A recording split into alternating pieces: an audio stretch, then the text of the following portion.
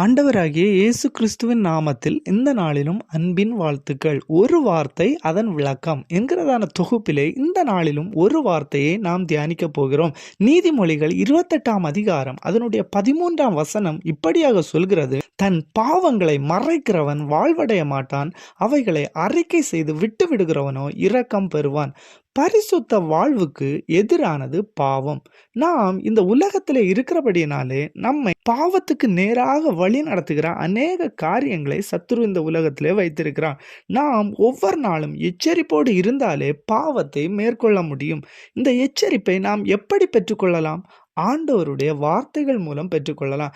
வேத வசனங்கள் மூலம் நாம் எச்சரிப்பை பெற்றுக்கொள்ளலாம். வேதாகமத்திலே ஆதாம் தொடங்கி அநேகர் பாவம் செய்தார்கள் என்று வேதத்திலே பார்க்கிறோம். பாவம் செய்த அநேகர் பாவத்திலே மரித்து போனார்கள். அநேகர் ஆண்டவரிடத்திலிருந்து மன்னிப்பையும் பெற்றுக்கொண்டார்கள். சங்கீதக்காரனாகிய தாவீதினுடைய வாழ்க்கையிலே ஒரு சம்பவத்தை நாம் பார்ப்போமே ஆனால், தாவீது யுத்தத்திற்கு செல்ல வேண்டிய நேரத்திலே யுத்தத்திற்கு செல்லாமல் அவன் வீட்டிலே முடங்கி இருந்ததன் நிமித்தம் பத்சேபாளின் இடத்திலே பாவம் செய்தான். 2 சாமுவேல் 11ஆம் அதிகாரத்திலே இந்த சம்பவத்தை நாம் பார்க்க முடிகிறது. ஆனால் நாத்தான் தீர்க்கதரிசி இந்த பாவத்தை குறித்து எச்சரித்த போது அந்த எச்சரிப்பை பெற்றுக்கொண்ட தாவீது 2 சாமுவேல் 12ஆம் அதிகாரம் 13ஆம் வசனத்திலே, அப்பொழுது தாவீது நாத்தான் இடத்தில், நான் கர்த்தருக்கு விரோதமாய் பாவம் செய்தேன் என்றான். நாத்தான் தாவீதை நோக்கி, நீ சாகாதபடி கர்த்தர் உன் பாவத்தை நீங்க செய்தார். ஒருவேளை ஆண்டவரிடத்திலிருந்து அநேக நேரங்களில் எச்சரிப்பை பெற்றும் நாம் பாவத்தை விடாமல் இருப்போமே ஆனால், இந்த நாளில் நாம் ஒரு தீர்மானத்தை எடுப்போம். நம்முடைய பாவங்களை விட்டு ஆண்டவரிடத்துல திரும்புவோம். ஆண்டவர் நம்முடைய பாவத்தை மன்னித்து மறுபடியும் அவருடைய பிள்ளையாய் மாற்ற அவர் போதுமானவர். அநேகர் பாவத்தை விளையாட்டாக தொடங்குகிறார்கள். அநேகர் சொல்லி நாம் இப்படியாக கேட்டிருப்போம், விளையாட்டாக தான் பிரதர் நான் இதை தொடங்கினேன், ஆனால் என்னால் இப்போ விட முடியலை. அநேகருடைய வாழ்க்கை அனுபவங்களும் இப்படியாக இருக்கும்.